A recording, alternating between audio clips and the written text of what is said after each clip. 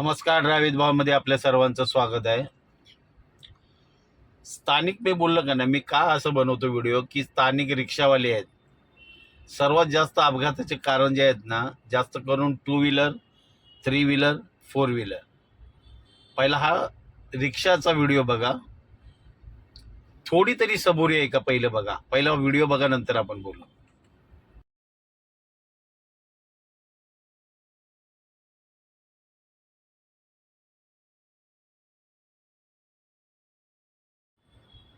काही सेकंद थांबला असताना तर ती महिला गेली असती गाडी निघून.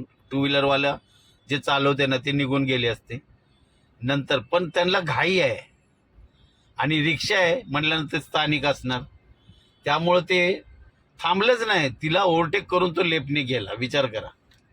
पण आता हा व्हिडिओ बघा. माझा व्हिडिओ बनवण्याचा उद्देश काय असतो, व्हिडिओ कुठल्याही देशातला असू द्या, पहिला हा व्हिडिओ बघा.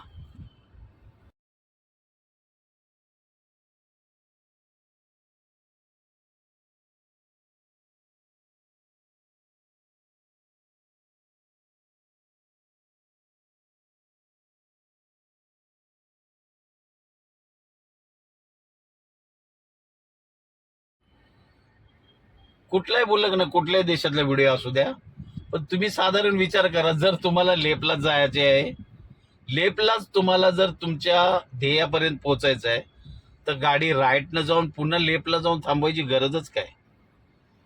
काय मला मला कळत नाही. म्हणजे तुम्ही गाडी चालवताना काय कॉमन सेन्स थोडा तरी कळायला पाहिजे. पण लोकांना हेच कळत नाही की आपलं पटकनी राईटने गेलं आणि पुढे थांबला, लेपला जायचा प्रयत्न केला, पडले ते बिचारे.